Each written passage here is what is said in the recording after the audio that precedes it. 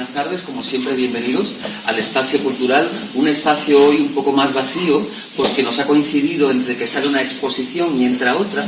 En tan solo unos días inauguraremos la nueva, pero hoy se encuentra en ese impasse de entrada y de salida de obra de cultura, así que la vemos también bella porque está muy desnuda y hoy la protagonista estás absolutamente tú, no estás sola ante el peligro, así que daros como siempre la bienvenida, recordaros que los encuentros que celebramos son los últimos miércoles de cada mes, gracias como siempre a CIPSA, el equipo de CIPSA, interdisciplinar, Ángela, Carlos, Pilar, José Ángel, siempre están aquí apoyando esta iniciativa y que apoyamos la cultura en una ciudad en la que dicen que no hay nada que hacer nunca, siempre hay cosas por hacer y por las que disfrutar. Hoy hablamos de diversidad, así que voy a centrarme y a leer, a presentar a Chiara Brambilla. Comenzó en el mundo activista desde muy pequeña. Ya a los 16 años organizaba junto a su profesora de filosofía un minuto de silencio en el instituto cada vez que había un asesinato machista. Además de visibilizar la lacra machista que nos asola, se enfrentó a críticas y tuvo que perfeccionar su argumentario feminista para defenderlo. Al comenzar la universidad estuvo 3 años en representación estudiantil, siendo la delegada y subdelegada del centro de la Facultad de Educación, luchando por los intereses y problemáticas estudiantiles. Una vez acabada la facultad, dio el paso al asociacionismo. Se unió a Mujaca, Mujeres Jóvenes de Cantabria, asociación feminista juvenil de la que es presidenta, y Alega, asociación LGTBI de Cantabria, en la que ha estado 3 años en juntas directivas, siendo la presidenta durante 2018-2020. En ellas ha podido llevar a cabo diferentes actividades, como son talleres de prevención de violencia de género en la adolescencia en centros educativos, talleres de prevención en colegios, institutos, organizaciones de jornadas, días mundiales de visibilidad lésbica, programas para mujeres en riesgo de exclusión social, representación de grupos como la Comisión del 8M, agrupación de colectivos feministas de Cantabria, y desde enero del 2019 compatibiliza sus activismos sociales con el sindicalismo desde la esfera laboral en el sindicato UGT. Así que con esa trayectoria, con esa presentación intensa, te damos la bienvenida, doy la palabra como siempre a Carlos, y también quiero decir y añadir en lo personal que me hace muy feliz esta tarde, ¿por qué no?, recibir a alguien que ha vivido una experiencia como la que yo viví hace 22 años. Yo también fui presidente de Alega durante varios años, dimos la cara, nos comprometimos por dar la cara y por normalizar una situación que hoy en día también convivimos, y es un placer ver ese cambio generacional, de cómo gente joven también se sigue comprometiendo, porque sigo pensando a día de hoy que la unión siempre hace la fuerza. Bienvenida, por ello, Carlos.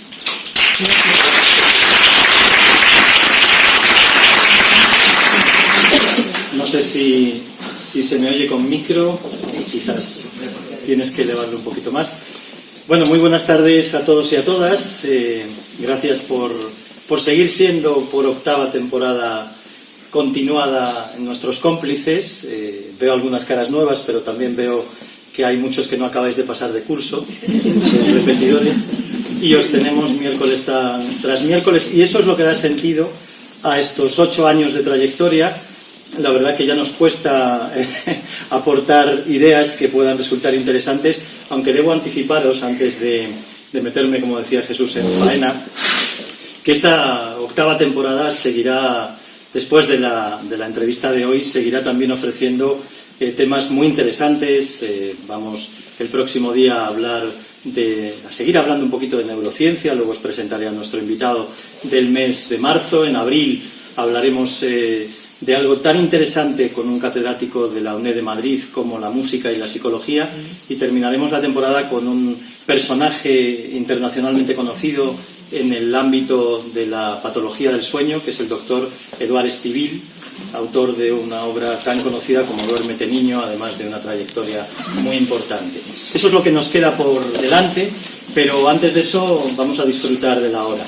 Vamos a centrar nuestro foco y nuestra atención en hablar de diversidad, en hablar específicamente de diversidad sexual, y además de hacerlo con una persona que se define sobre todo como activista. A mí de Chiara me encanta ese autoconcepto, ¿no? Porque yo creo profundamente en la necesidad del activismo desde el plano social. Yo, de hecho, soy activista profesionalmente y me reconozco y además invito a mis colegas a que lo sean, en la lucha por la igualdad, en la lucha por el feminismo, en la lucha por los derechos sexuales y por los derechos humanos. Yo creo que cualquier persona que tenga claros cuáles son sus valores debería de ponerse un poco ese activismo por montera. Y como en CIPSA somos activistas, pues ya veis que nuestro activismo lo hemos plasmado también en una chapa, para que no nos den mucho la chapa con el tema del PIN, que luego prometo que hablaremos un poquito del tema del PIN.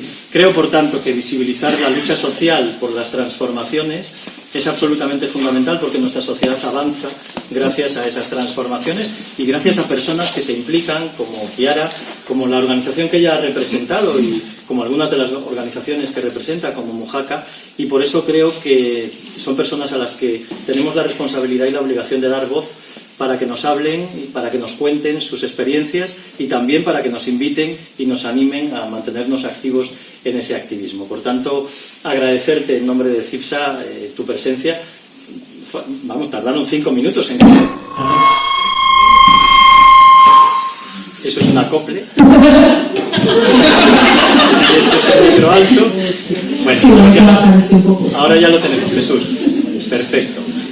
Bueno, decía que tardaste muy poquitos minutos en decirnos, claro que sí, allí estaré, y por eso te lo agradezco. Bueno, me gustaría empezar conceptualizando algunas cosas, porque damos muchas veces por hecho el empleo de determinados conceptos. Todo el mundo hoy habla de realidad LGTBI, habla de diversidad, habla de transexualidad, pero yo creo que quizás no esté de más el poder conceptualizar algunas cosas, ¿no? Y me gustaría empezar por ahí, Kiara. ¿De qué hablamos cuando hablamos? ¿Qué significan esas siglas LGTBI? Incluso algunas que hablan de LGTBI+, ¿no? Vamos viendo cómo evolucionan también esas siglas. ¿Qué representan? ¿Qué quieren decir? Bueno, cuando hablamos del colectivo LGBT se hace referencia a las siglas. La L es de mujeres lesbianas, las mujeres que sentimos atracción hacia otras mujeres. La G hace referencia a los hombres gays que sienten atracción por otros hombres. La B es sobre las personas bisexuales, que sienten atracción por las personas independientemente de su género. La T es sobre las personas trans, que son aquellas personas que su género no es el que se les impuso al nacer. Y ahí hablamos de identidad en vez de orientación. Eso es, las 3 primeras harían alusión a la orientación y las siguientes a la identidad. Y luego estaría la I, de intersexual, que es la última sigla que se ha incorporado al colectivo, que es aquellas personas que sus características, ya sean genitales, hormonales o cromosómicas, escapan un poco de ese binarismo que hasta ahora hemos conocido. Siguiendo un poco con esa conceptualización, ¿es lo mismo que personas queer? No, bueno, el tema queer es más una teoría, ¿no? Una teoría que no es algo identificativo con la orientación o la identidad, es más una teoría. Y cuando hablamos de diversidad como concepto, cuando de forma genérica hablamos de diversidad sexual, ¿a qué nos estamos refiriendo? ¿A todas estas realidades? ¿A más cosas? ¿A qué nos referimos exactamente? Al final, cuando se habla de diversidad afectivo-sexual, es como un paraguas porque hasta ahora, hasta hace muy poco, pues hemos conseguido cambiarlo por fin, se consideraba, ¿no?, que solo había 2 maneras, una la orientación heterosexual y la identidad cisexual, es decir, que tu género coincide con el que naciste. Entonces, el resto era como que estaba mal, como que éramos enfermos, como que no estaba bien. Entonces, en el momento en el que hemos empezado a luchar por ello y ya, obviamente, no se nos considera enfermos, se habla de diversidad afectivo-sexual, ¿no? Pues están las personas heterosexuales, las personas lesbianas, las personas trans, toda la diversidad que engloba las personas humanas. Diferentes formas de amar, diferentes formas de identificarse, de sentirse y de colocarse ante tu sexualidad, en definitiva, ¿no? Eso es, diferentes formas de ser. Bueno, se ha quedado, yo creo, razonablemente claro, ¿no? Creo que era una aclaración necesaria. Bueno, hablemos un poco de los orígenes y hablemos del movimiento LGTBI en el mundo. En el mundo, en España, ¿cómo surge? ¿Cuáles son las primeras referencias? ¿Cuándo empieza este movimiento social? ¿Cuándo empieza a estructurarse como colectivo? Al final, el origen al que siempre hacemos alusión, la gran revolución LGBT, siempre hablamos de Stonewall. Stonewall era un bar en Nueva York en el que frecuentaban siempre personas LGBT. Y tú has estado ahí. Y yo he estado, la además, foto con un gran orgullo la estar foto allí, de la invitación es una foto de ella en ese bar. La llorera que me cogí con la bandera con el Dabarucando, ¿no? con el Abarucanda, ¿lo cierto? Perdona, antes de seguir, para no perderme, es que no he entendido qué era la I. La I. Personas intersexuales, aquellas, normalmente las personas es como que tenemos que tener un pack, ¿no? Tenemos, en cuanto a la genitalidad, vamos a imaginar vagina, los cromosomas XX y los estrógenos como hormonas. Entonces las personas intersexuales son las que tienen una combinación que sale de esa norma, por así decirlo, ¿no? Antes se utilizaban palabras como síndromes o cosas así, pero son personas intersexuales.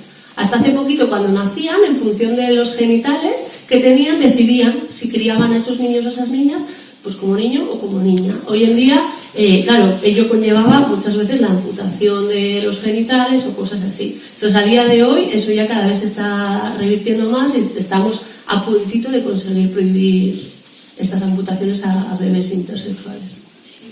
Es una realidad a veces desconocida, ¿verdad? Sí. No, que creo que la pregunta que ella hace referencia a la respuesta es lo que toda la vida se dijo que eran hermafroditas. Sí. Bueno, sí, pero se considera Sí, eso no, como algo despectivo y se intenta eliminar No, por eso del eso, lenguaje, sí, pero pero sí. Se utiliza un Sí, lenguaje eso es. un poquito más técnico Sí, para por no eso. caer en ese concepto más peyorativo, ¿no? Sí, sí, Pero no, efectivamente corresponde un poco a lo que tradicionalmente se ha Exacto, denominado a eso me refería. el hermafroditismo o el pseudohermafroditismo también. Eso es. Bueno, sigamos con Stonewall. Bueno, pues en Stonewall era un bar que se frecuentaban personas LGBT y personas no normativas, ¿no? Al final era un espacio seguro.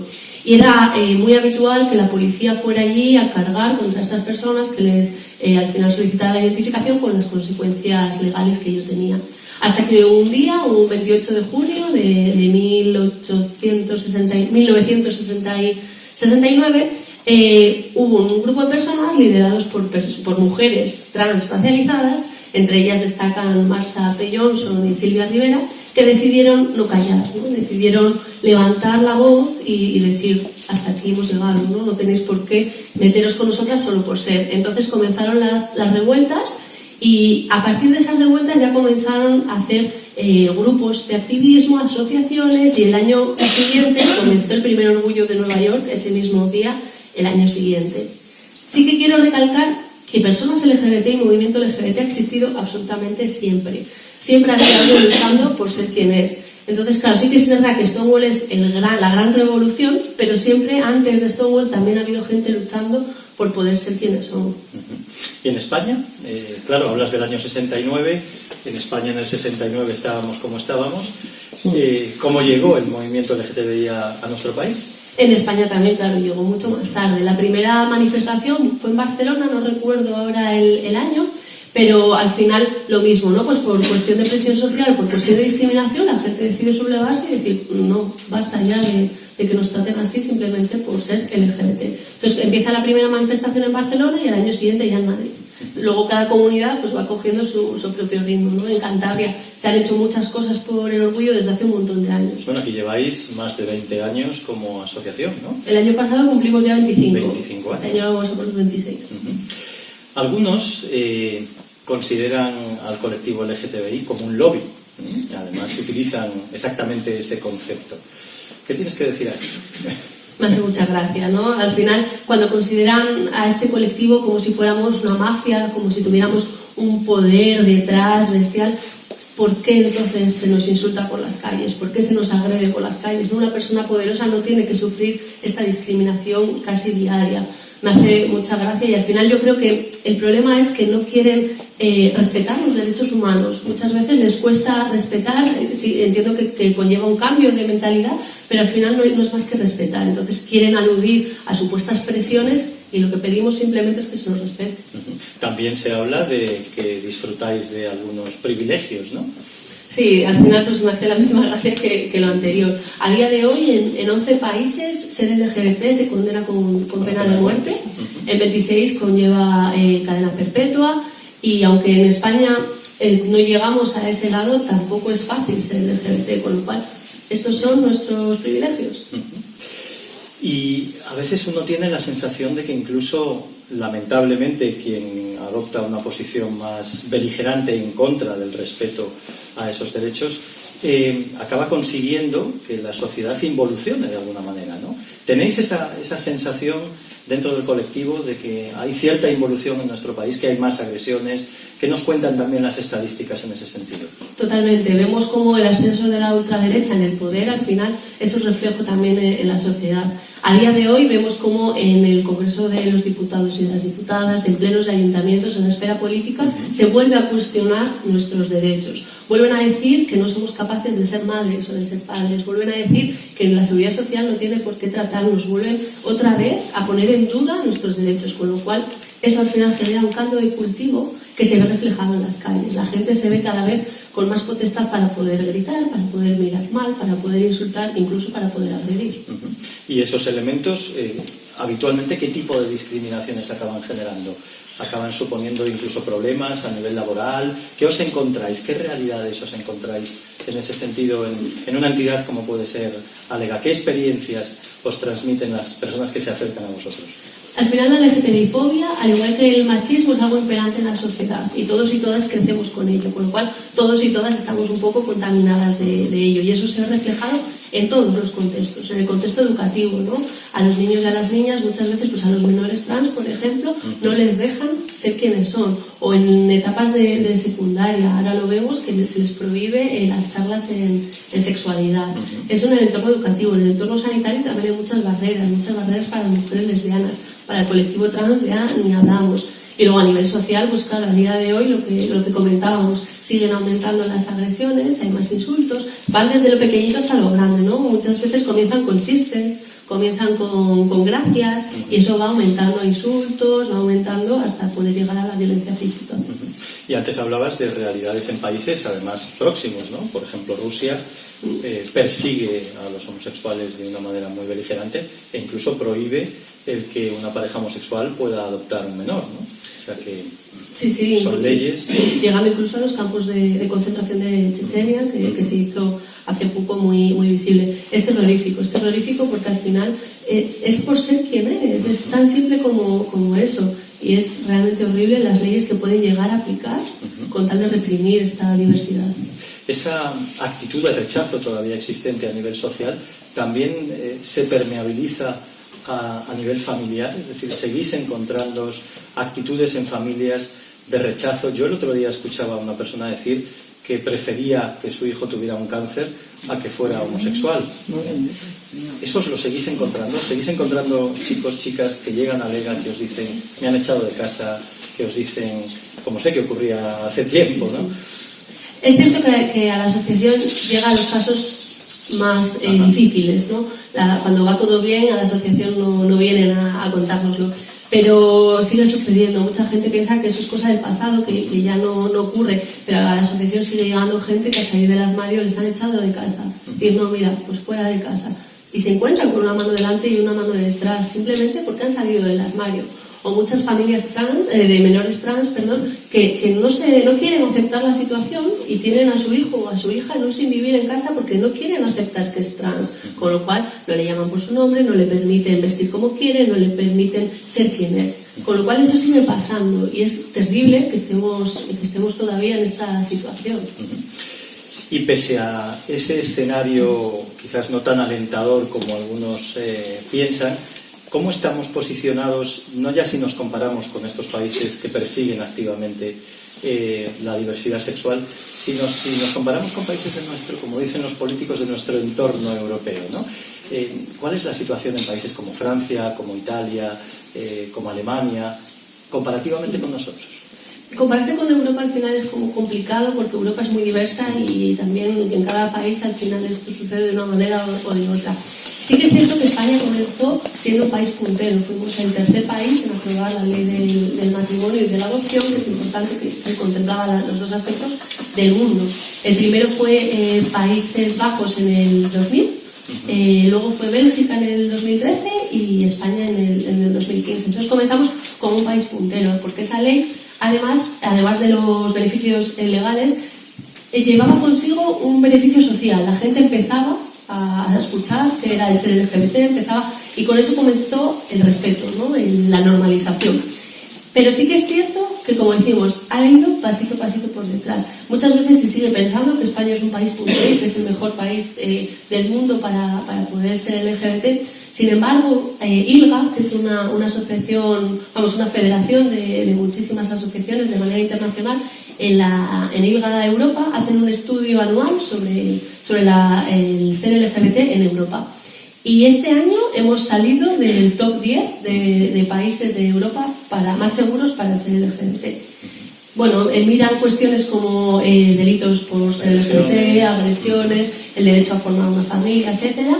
Y mientras que, no me acuerdo, a ver, lo tengo por aquí, el primer país que tenía Malta, que tiene un 90% de objetivos conseguidos, España está en el número 12 con el 66.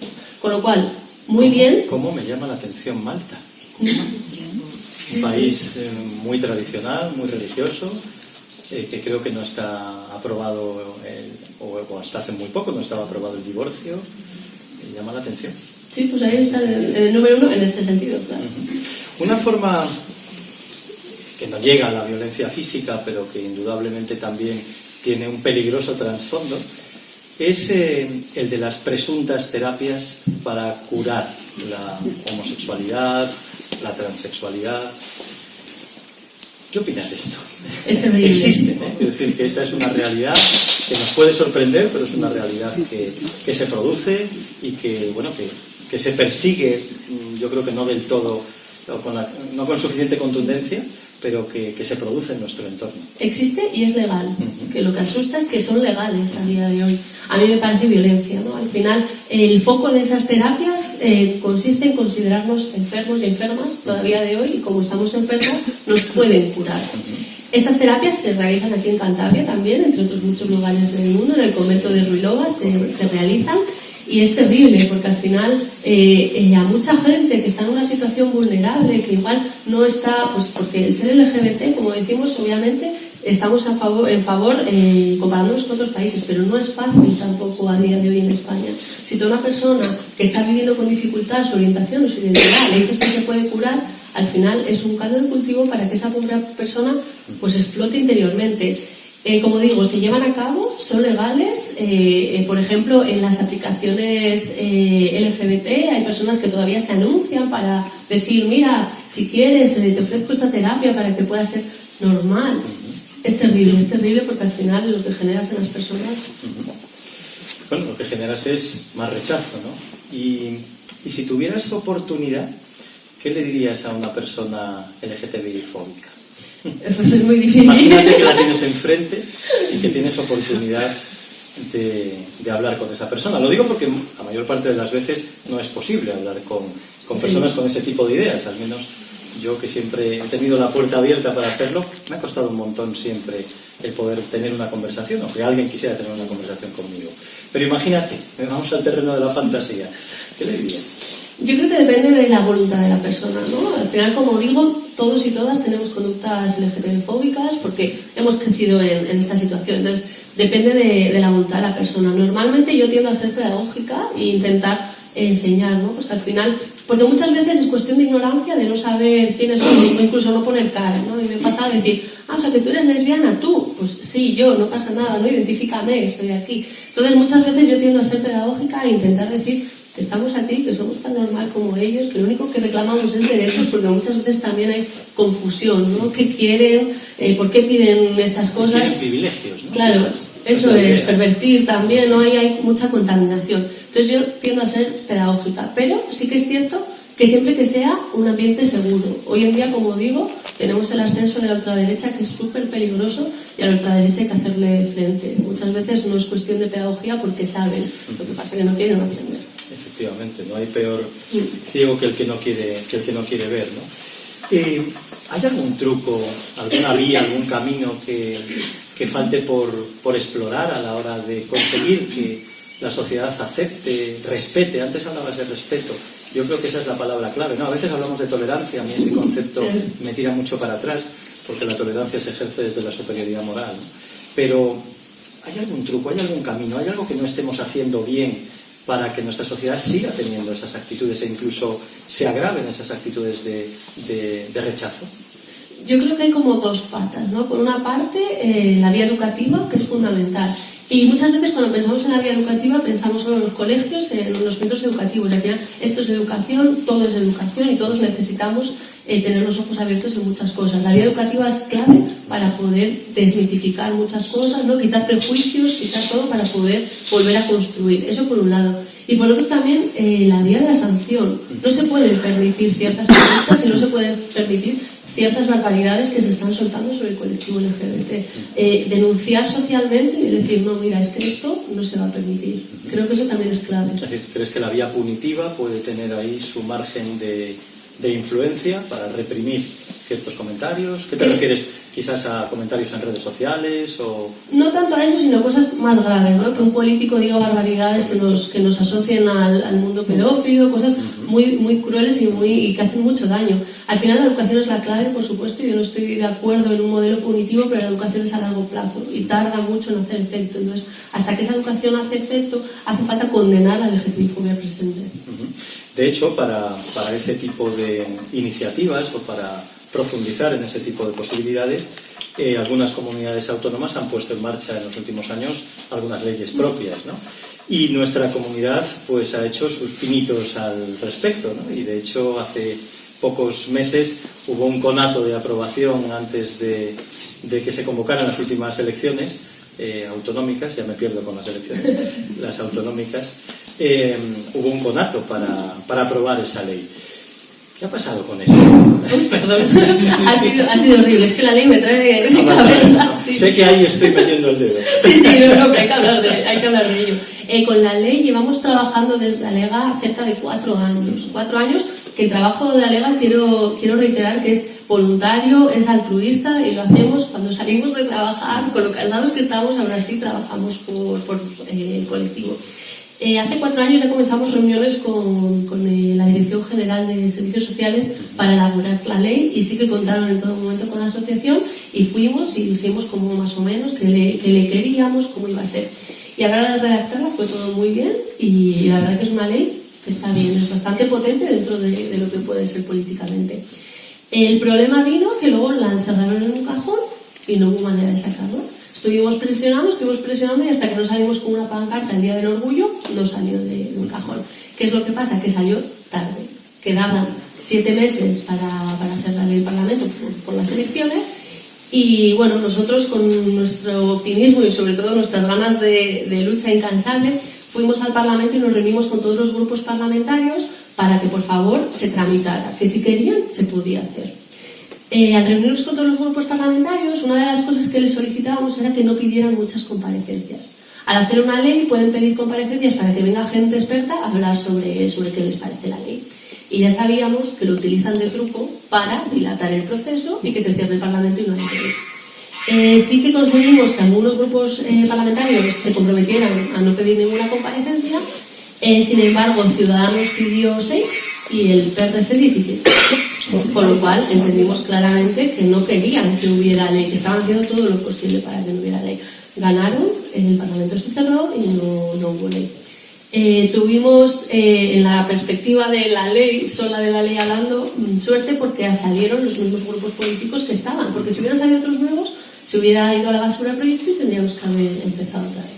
Entonces ahora volvemos a estar en el proceso otra vez, hemos perdido todos estos años de trabajo, todos estos años sin tener protegido al colectivo LGBT en Cantabria y ahora comenzamos de nuevo el proceso de las comparecencias. Esta vez se han relajado, han pedido un total de 10, han pedido 6 el PRC y 9 y 3 el Partido Popular y comienzan mañana. Entonces, bueno, tenemos previsión de que probablemente se apruebe, habrá que ver cómo se aprueba, de qué manera. Y a ver, seguir atentos. Y efectivamente, y el activismo estar pendiente de cómo se implementa, ¿no? Porque claro, aprobar leyes es relativamente fácil, pero su cumplimiento es lo complicado. Claro. Entonces ahí es donde Alega tenga que estar, como tú dices, vigilante, ¿no? Han sido 4 años ya camino de 5 de duro trabajo solo para la aprobación. No quiero imaginar la tramitación parlamentaria, más luego el desarrollo real de esa ley. Eso, el reglamento, etcétera, ¿no? ¿Qué podemos esperar? Es decir, si todo fuera bien, si realmente hubiera esa voluntad política, si hubiera esa posición honesta y de confianza en la necesidad de una ley como esta, ¿qué podríamos esperar de una ley para la defensa de este colectivo?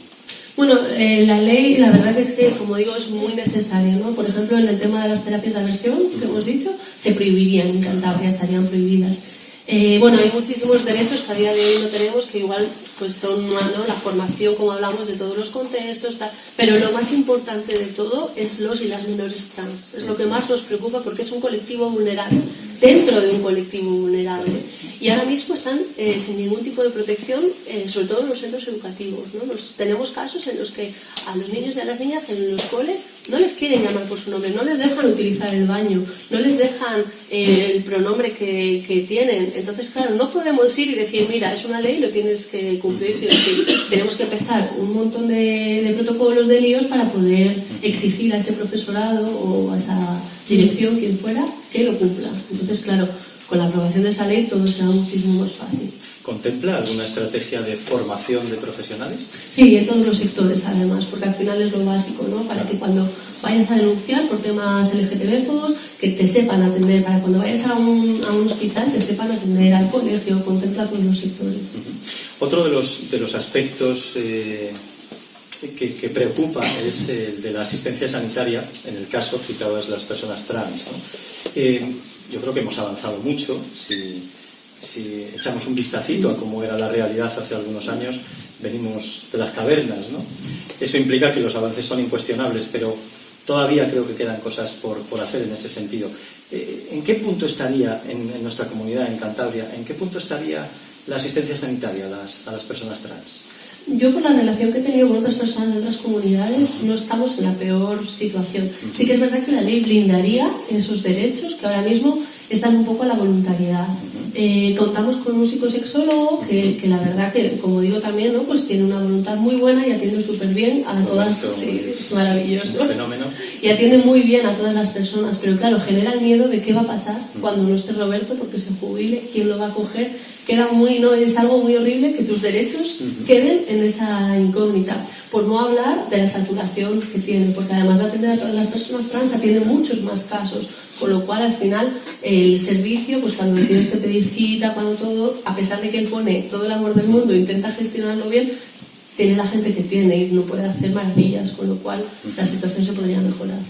A nivel de cirugías y demás, también en Cantabria ¿se aportan esos tratamientos o tienen que migrar a otras comunidades autónomas? A veces se migra, pero por beneficio de la persona, porque en Cantabria, al ser una comunidad pequeña, no hay especialización en los propios hospitales. Entonces hay hospitales más grandes que sí que tienen especialización en personas trans. Entonces a veces se deriva a otros lugares, como por ejemplo en Mala o en diferentes comunidades. Carlos Haya, que es un referente, ¿no? Pero siempre cubierto para mejorar lo que hacía. Quizás esa es una de las conquistas más destacables, ¿no? La realidad hace algunas décadas era que estas personas tenían que emigrar a países en los cuales recibían un tratamiento muchas veces espeluznante o caían en manos, desgraciadamente, de cualquier desaprensivo que les acababa destrozando la vida, ¿no? En ese sentido, es por lo menos un escenario dentro del sistema sanitario que ofrece todas las garantías. Es terrible, al final dentro del colectivo LGBT también se han reproducido patrones patriarcales y al final una sigla no es igual que otra, unas tienen más visibilidad que otras y la sigla T de personas trans es la que más sufre de todo el colectivo, con lo cual hay que visibilizarla, hay que empoderarla y al final pues hacer caso a su lucha, que está siendo muy grande y muy fuerte. Claro, y además con una realidad compleja, ¿no?, en todos los sentidos, porque incluye también una realidad o una intervención sanitaria, como estamos comentando. Cuando hablamos de esos tratamientos, hablamos de tratamientos hormonales, hablamos de tratamientos psicológicos muchas veces, de tratamientos quirúrgicos, por tanto una asistencia sanitaria que no requieren otras personas por cuestión de orientación, por ejemplo.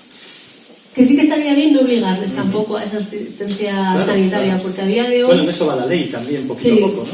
Porque hasta hace poquito, para poder cambiar su propio nombre, se les obligaba a la reasignación genital, a pasar por quirófano, cuando muchas personas no quieren pasar por ese trance.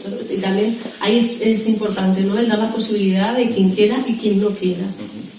En eso también la ley ha avanzado mucho. ¿Qué le dirías ya que vamos hoy de hablar hipotéticamente con personas que piensen diferente, ¿qué le dirías a un padre o a una madre que cuando hay una charla en el colegio de sus hijos sobre educación sexual, estamos en Murcia, por ejemplo, pronto en Madrid, tiren del mal llamado PIN parental. ¿Qué le dirías? El veto parental, El que veto llamamos parental. nosotros. Sí, a mí me gusta más el veto, pero como aquí hemos puesto PIN, pues le vamos a seguir llamando PIN. Tendría que ser un debate muy profundo, muy tranquilo y también, ¿no?, a largo plazo. Si tuviera que ser algo rápido, yo les diría que yo, por ejemplo, nunca recibí charlas de educación sexual. Yo vengo de una familia cis heteronormativa, que tampoco me hablaron de nada de temática LGBT.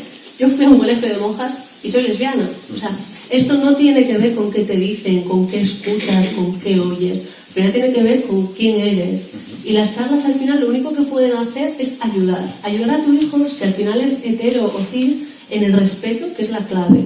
Y si tu hijo es LGBT, porque lo puede ser, porque caemos en cualquier casa y en cualquier familia, le va a ayudar a no sentirse solo, a no sentirse sola, a no sentirse un bicho raro que muchas veces les sucede, a saber que no están solas y sobre todo a darles autoestima y darles empoderamiento. Bueno, antes hablabas de vuestra experiencia también en la impartición de estos talleres, de estas charlas. ¿Qué es lo que generalmente os encontráis? ¿Os encontráis esas actitudes de rechazo o os encontráis mayoritariamente una actitud favorable por parte de padres, profesores, alumnos? ¿Cuál es la realidad? Bueno, por parte de las familias sí que es verdad que no hemos encontrado rechazo, pero porque tampoco se les informa. En el momento en el que se les informa y quizá haya alguien que quiera poner pegas. Ahí es también la labor de los centros educativos, decir no, que esto está dentro del currículum y esto es obligatorio para todos los niños y para todas las niñas.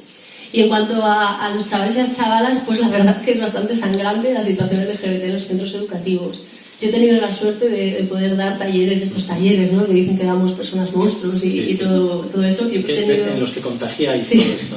Yo he tenido la suerte de poder darlos en varios centros educativos y es muy gratificante, pero también es muy doloroso, porque a veces mitificamos, ¿no?, la edad del instituto, sobre todo la mitificamos y ¿quién volviera? Ni loca, o sea, no quiero volver yo a esa selva. Sales corriendo. Sí, es horrible, porque al final tienes que ser normal y para ellos normal es un estándar muy pequeñito que al final nadie encaja y van a por el más débil y claro, el ser LGBT normalmente sí que tiene influencia con tu expresión de género, ¿no?, si se te nota más o se te nota menos, pero es una condena muy fuerte en la secundaria. Y si yo les explico que vengo de Alega, les explico todo y delante de mí están llamando maricón al de al lado, ¿qué no hacen cuando no estoy yo? La verdad que es una situación que hay que abordar ya. ¿Y cuál es la realidad? ¿Se está abordando o la educación sexual? Por cierto, hoy es un día importante para la educación sexual porque esta mañana, hoy es miércoles, no sé en qué día vivo, mañana por la mañana 176 sociedades científicas en el ámbito de la sexología presentan en el Congreso de los Diputados una carta, una petición firmada por todas estas sociedades científicas exigiendo al Gobierno y al Congreso la aprobación de una ley de educación sexual y la implementación de una educación sexual integral transversal. Entonces, mañana daremos un pasito más en la defensa y en la lucha de estos derechos, porque la educación sexual, por cierto, es un derecho que está constituido y es un derecho que forma parte de la Declaración Universal de los Derechos Sexuales. No hablamos de otra cosa que no sea ejercer derechos. ¿Cómo intentáis transmitir todo esto a los chicos, a las chicas? ¿Cómo os lo montáis? Es difícil, al final es también entrar un poco en su mundo, ¿no? Yo lo que, les intento hablar en su lenguaje, que me resulta muy complicado, pero lo intento, sí. Entonces ponerles ejemplos de famosos que conocen y sobre todo intentar desmitificar muchas ideas preconcebidas que tienen. Por ejemplo, ¿alguna que os encontréis a menudo?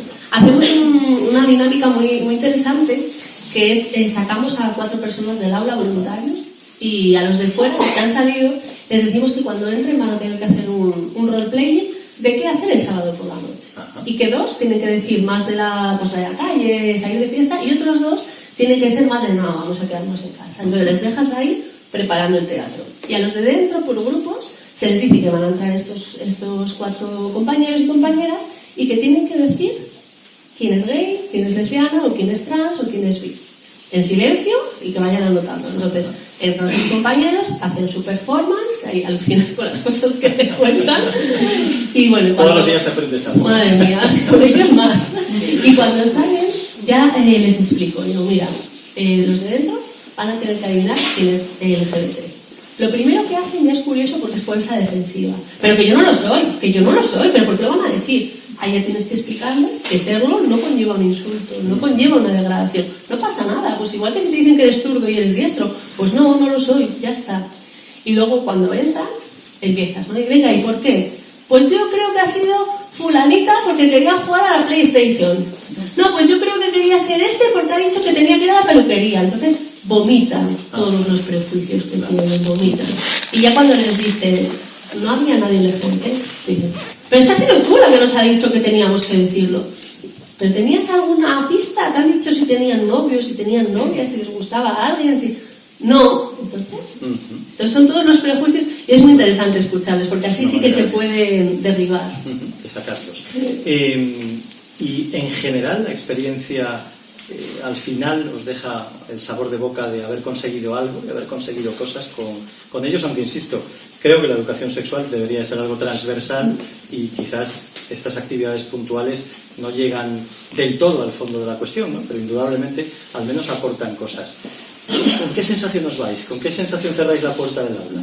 Indudablemente tiene que ser algo transversal y tiene que ser además algo del centro educativo. Yo voy 2 horas y yo en 2 horas voy a solucionar absolutamente nada. No va a quedar con una anécdota, igual planto alguna semillita, claro, pero al final no va a cambiar gran cosa. Está claro que tiene que ser algo del centro educativo que a día de hoy también queda la voluntariedad. En la carrera de magisterio no nos enseñan absolutamente nada sobre el colectivo LGBT y lo vamos a tener en las aulas, con lo cual también queda por hacer. Yo cuando me voy, la verdad que para mí es muy gratificante. Es duro ver el panorama que existe, pero es la realidad y hay que saber cuál es la realidad para poder cambiarla y poder afrontarla. Pero es muy gratificante porque al final ves cambios, ¿no? Tú cuando entras en el aula ves al final a quién necesita más esa charla, a quién menos, lo que está pasando, y cuando yo he ido y he notado algún cambio, es muy gratificante ver que lo han entendido y que quizá cambie algo de aquí a los siguientes días. Que con un poquito más de input acaba consiguiéndose cambiarles un poquillo. Quizás también quien requiere ciertos cambios, antes hablabas de actitudes por parte incluso de algunos profesionales educativos, son profesionales educativos, sanitarios. ¿Todavía arrastramos actitudes de ese tipo de forma generalizada o son simplemente situaciones puntuales o experiencias concretas?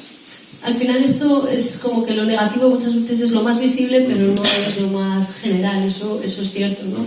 Yo también he tenido la suerte de dar talleres de formación LGBT a maestros y a maestras y hay mucha gente que tiene interés. Sí que personas voluntarias, no es obligatorio para ellas, pero sí que tiene interés. Es decir, cada vez hay más gente que en mayor o menor medida se están sensibilizando y están intentando cambiar las cosas, con lo cual yo creo que podemos ser optimistas. Queda mucho trabajo, pero también venimos de una situación complicada.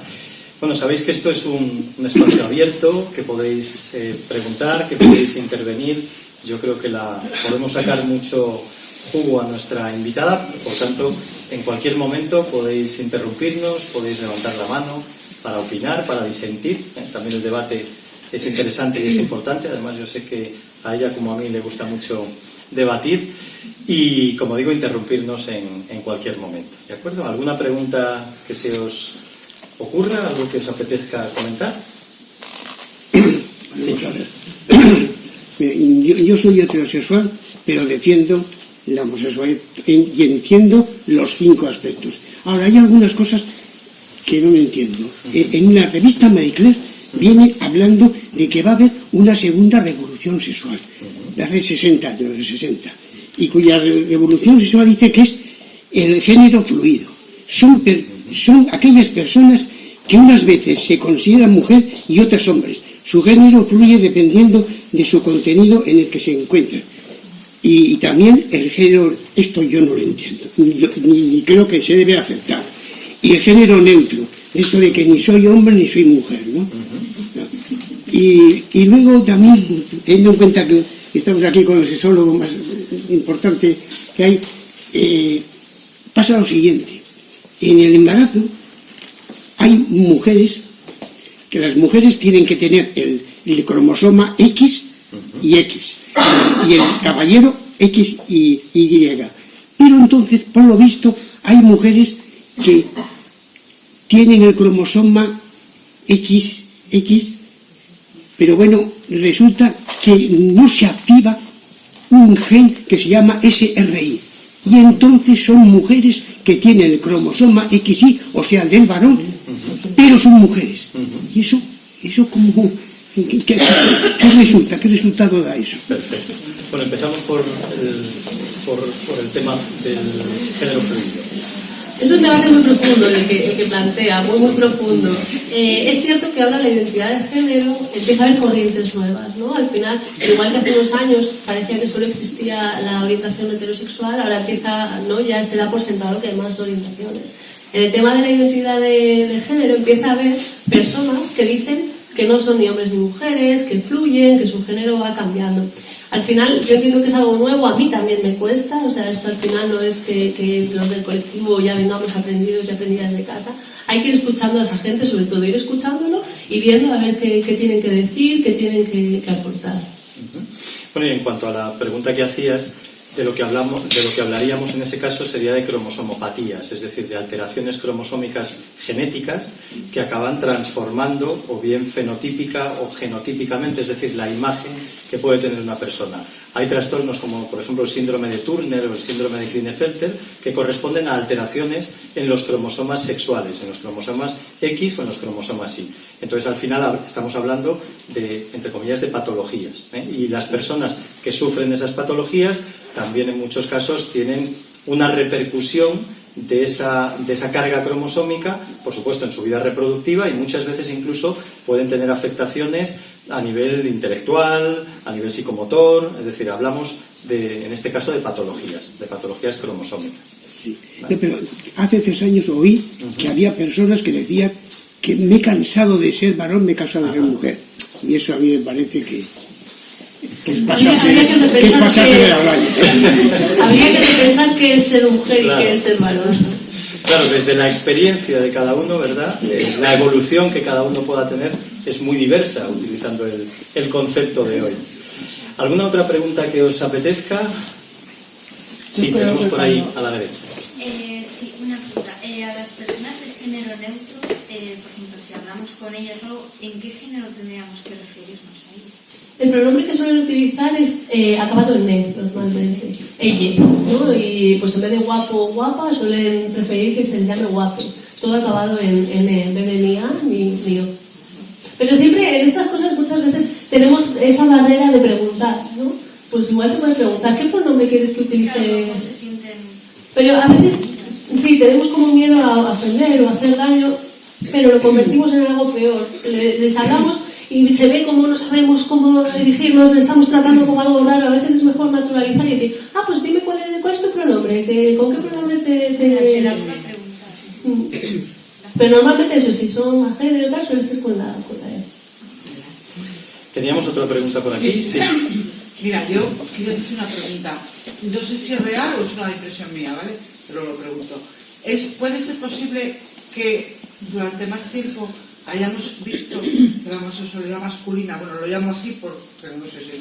O sea, hombre-hombre era más común que la femenina y, por ejemplo, a personas como yo, que ya tenemos una edad, que bueno, pues hemos tenido que seguir un camino, nos ha costado quizá más, eso es una percepción mía, ver a las mujeres, o sea, una mujer con una mujer, nos ha costado más, porque a mí me pasa, yo ayer me encontré en una cafetería, estaba tomando un café y había 2 chicas al lado mío, pero eran unas niñas, tendrían 15 años, ¿no? Que se estaban comiendo a besos y a mí todavía, fíjate, me sentí mal pensar que lo estaba mirando, no mal, pero que se me hacía un poco, y madre, estas con los jóvenes que son, pensé yo para mí, y luego me sentía yo mal por ese pensamiento, ¿me entiendes? Me sentía mal. Digo, ¿seré que soy yo que tengo algún problema? No sé si porque, ya te digo, he visto más tiempo, ¿no? La historia, hemos visto a más hombre que a mujer, no sé, es una... Porque habló de una selección como pregunta. Para nada es una percepción tuya, ¿eh? Para nada. Al final, en el colectivo LGBT, lo que comentaba antes, se han reproducido patrones patriarcales, es decir, el hombre, sobre todo el hombre cis, gay, ha sido predominante. Son los que han liderado la lucha, son los que estaban en las cúpulas de las asociaciones, son los que se atrevían a dar el paso en la calle, y las mujeres, por ser lesbianas y por ser mujeres, al final tenemos que lidiar con la LGTBI-fobia y con el machismo, con lo cual muchas veces siempre hemos estado muy visibilizadas, con lo cual es mucho más raro, ¿no?, ver a dos chicas, porque se une el que somos lesbianas y el que además nos han enseñado desde pequeñas a coartar un poco todo lo que tenga que ver con la sexualidad, con lo cual se unen las dos cosas, y la invisibilidad lésbica es un problema que tenemos a día de hoy, que cada vez se está solventando más, cada vez somos un poquito más visibles, pero para nada es una percepción tuya, es algo que nos ha pasado a todos y a todas, que hemos visto muchísimos más hombres gays que mujeres lesbianas, o que mujeres trans, o que cualquier otra sigla. ¿Alguna preguntita más que os apetezca?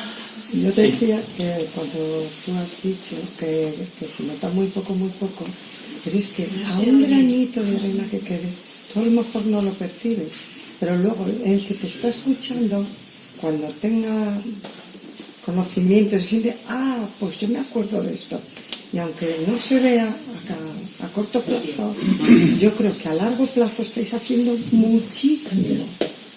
Es una tarea, es un gota a gota, ¿verdad? Es un gota a gota. Es como cuando cada granito va llenando la playa. Claro, cuando tú estás aprendiendo a hacer la tarea que sea.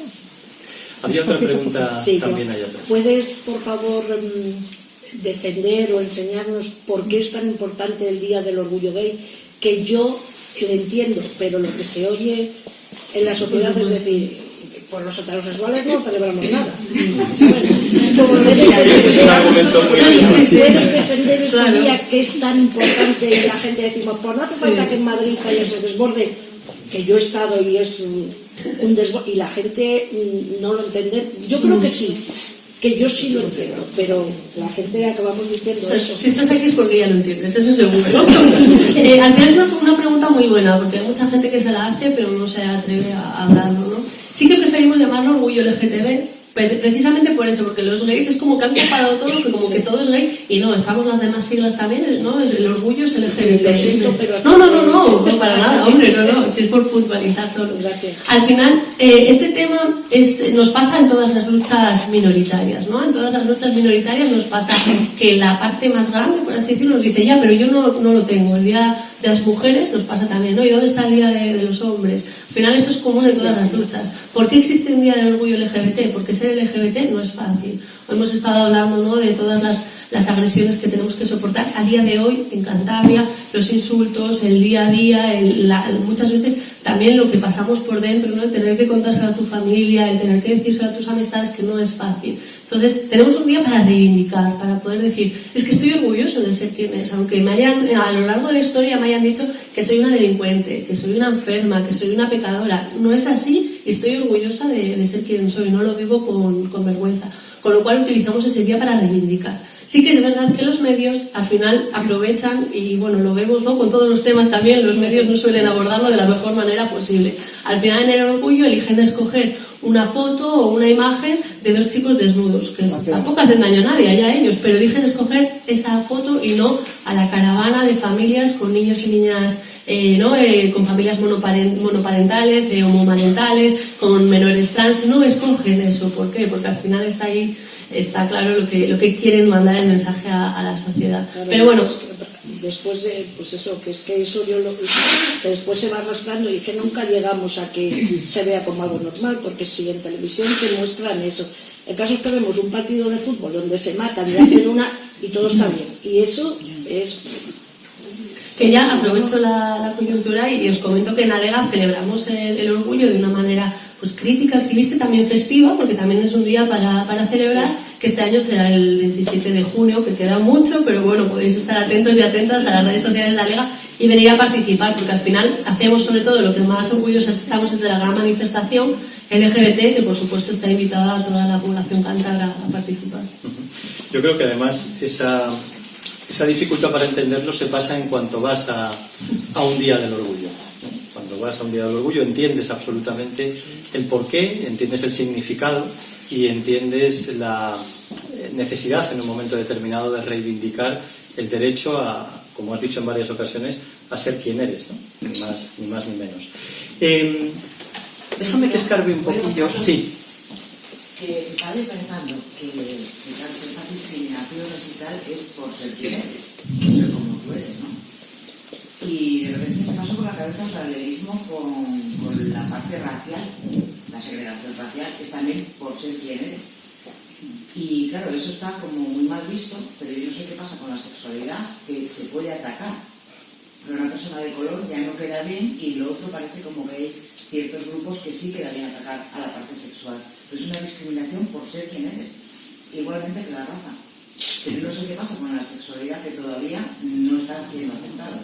Sin embargo, sí que el color, yo creo que ya no hay mayor problema. Yo creo que sigue habiendo muchos problemas. Yo creo que al final... Cuidado. Al final nos pasan todas las luchas minoritarias y no minoritarias, porque las mujeres no somos minoritarias y también nos pasa, ¿no? Al final es por ser quienes somos. Esto nos pasa pues, a las mujeres, pasa a otras etnias, pasa a las culturas, pasa a la diversidad sexual, pero yo creo que en el tema del racismo todavía también hay mucho que trabajar. Sí. Bueno, decía que igual me dejas que entre un poco a nivel personal. ¿Cómo nace en Kiara cómo nace esta mujer activista que estamos disfrutando esta noche? ¿Por qué? ¿Por qué Kiara ya desde pequeñita empieza a reivindicar en el cole este tipo de cosas? Bueno, yo ya desde muy pequeña, pues eso, ¿no? Ya algo, no sé, cuando veía una injusticia o algo, enseguida saltaba, enseguida pues estaba en el colegio, siempre tenía que lidiar pues precisamente con esos comentarios racistas, que tenían que ser muy racistas para que yo tan pequeña los viera, y siempre saltaba y siempre pues estaba ahí protestando, ¿no? Que se suele decir.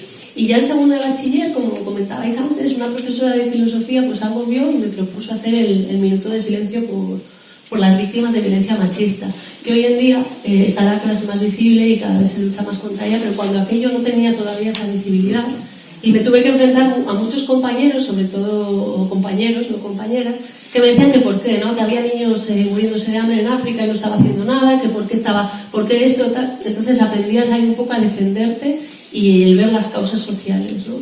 Entonces ahí como que empecé a entrar, luego ya pues eso, en representación estudiantil, en asociacionismo, pero sí que es verdad que para la lucha LGBT creo que hay que dar un paso más, que también es la aceptación propia y eliminar la homofobia internalizada que muchas veces tenemos también nosotros y nosotras.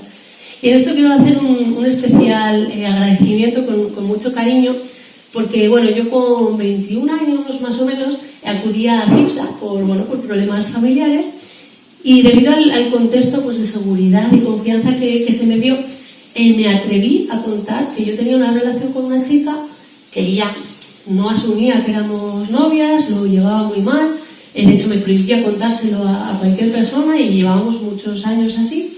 Y claro, toda esa toxicidad que ella tenía respecto a ser lesbiana en este caso, también me la contagiaba a mí, y yo lo vivía como algo muy doloroso, el decir qué me está pasando, qué va a pasar con mi vida. Y en CIPSA me conseguí abrir, conseguí contarlo, y quiero agradecer con muchísimo cariño a Constanza, que me dio todo el amor para poder quererme, para poder romper ¿no? una relación tóxica y decir que es que no pasa nada conmigo, que es que yo voy a ser así, voy a quererme, y ahí empecé a volar. Entonces quiero hacer ese reconocimiento con mucho cariño a Constanza.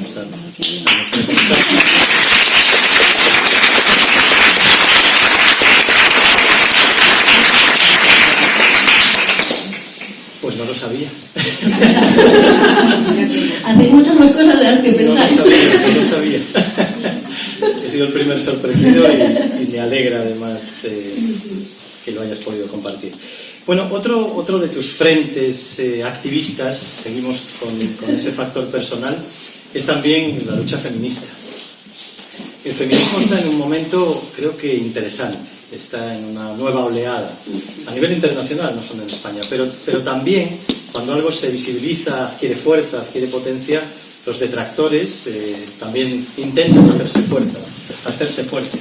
Por eso me gustaría poder aclarar un poquito a las personas que nos acompañan hoy.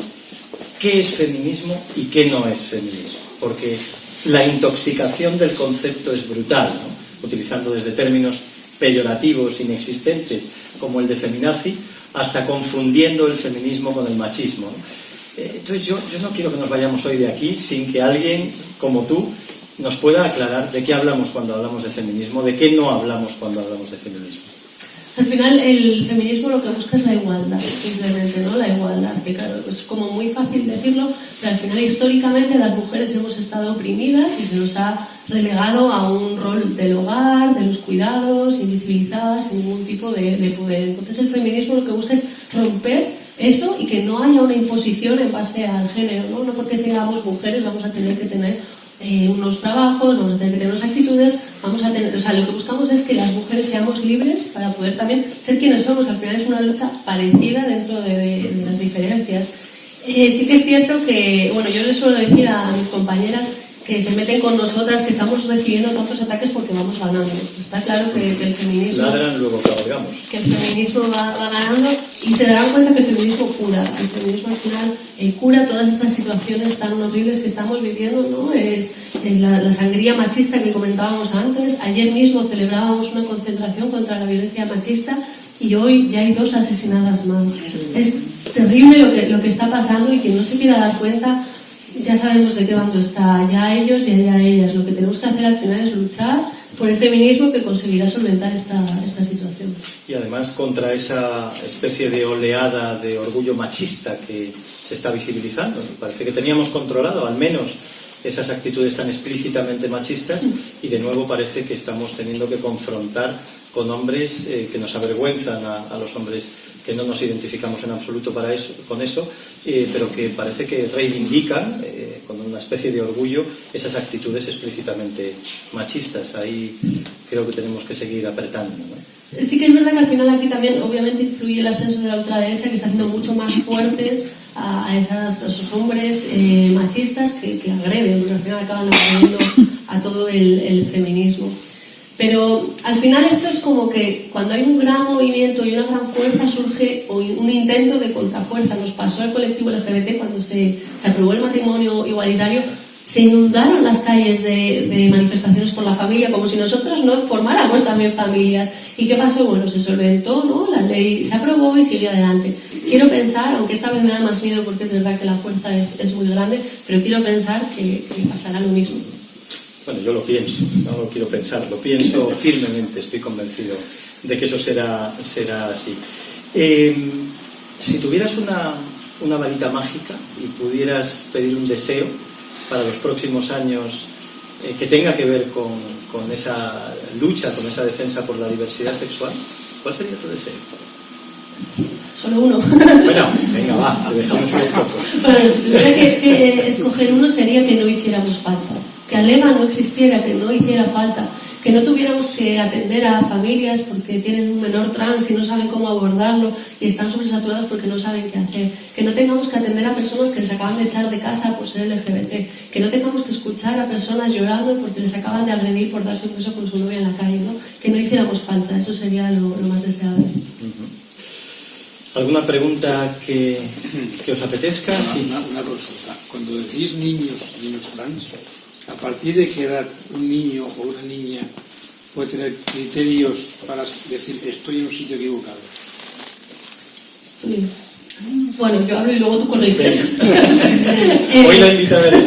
Yo porque he estudiado en la carrera, a partir de los 2-3 años ya comienza a desarrollarse la identidad de género. Sí que es verdad que se estabiliza a los 6-7, pero eso no quiere decir que a los 3-4 no lo sepan, ¿no? Pueden tener una identidad de género muy marcada y lo saben y ya está. Aquí tenemos un claro ejemplo de una familia muy luchadora que su peque con 3 años ya estaba manifestando que ella era una niña. Empezó a hablar y soy una niña y nos reíamos. Mira el jodido Samuel lo que dice, el mocoso este. Pero insistió, digo, aquí hay algo. Y ya con 4 añitos, que fijaros lo pronto que es, un día lloraba, por la noche ya lloraba, estaba cansada y de todo y lloraba. Es que estoy muy triste, a ver, ¿qué te pasa, cariño? ¿Qué te pasa? Pues porque a mí me parece que soy una niña y vosotros me decís que soy un niño. Y es que ya no sé ni lo que soy. Un sufrimiento tremendo. Con 4 añines. Era consciente de que era una niña. Yo me acuerdo de pequeña, yo no tenía esas.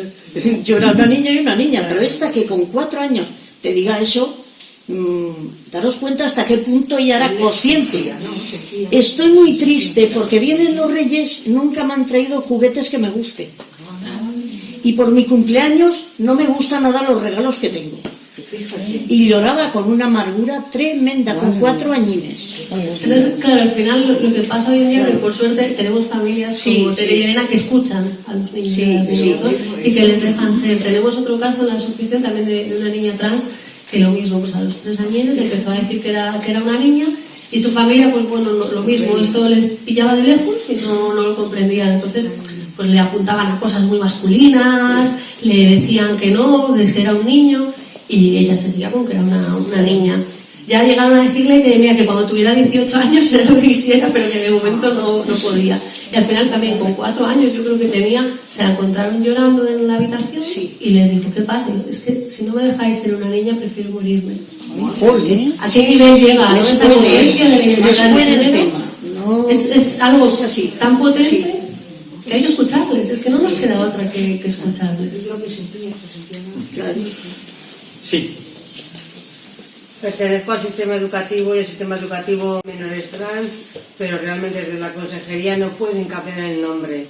Se denominan de una manera, en el certificado oficial tienen otro nombre, pasan lista, si su profesor lo sabe, les llama por su denominación, pero si viene el profe de guardia, les tiene que llamar por su nombre. Con lo cual la realidad no es acorde con la diversidad. Al final ahí también en los centros educativos lo que nos hemos encontrado es la voluntariedad de profes adorables que consiguen cambiarlo todo, ¿no? Que cualquier lista que sale tachan enseguida el nombre y ponen el que es, que todos los sitios ponen el nombre de la persona que es. También por estos temas esperamos la aprobación, tanto la ley LGBT para Cantabria, pero hay competencias que son estatales, con lo cual también se está luchando por una ley estatal. En el momento en el que haya una ley estatal y una ley cántabra, conseguiremos que esto todo sea mucho más sencillo. Ojalá. Bueno, forma parte de las asignaturas pendientes, ¿no? Que hablamos de educación. Silvia. No, quería saber, como habéis dicho que empiezan ya las comparecencias, antes de los centros educativos, quería saber de qué tipo de cosas tienen dudas o de qué se tienen que convencer. Buena pregunta. Cuando estuvimos en las reuniones con grupos parlamentarios, bueno, había algún grupo parlamentario que me decía que esto les pillaba de lejos y que no tenían ni idea. Y les dije que bueno, que lo entiendo, que al final no tienen que saber de todo, a pesar de que todos les paguemos su sueldo y quizás sea también su responsabilidad.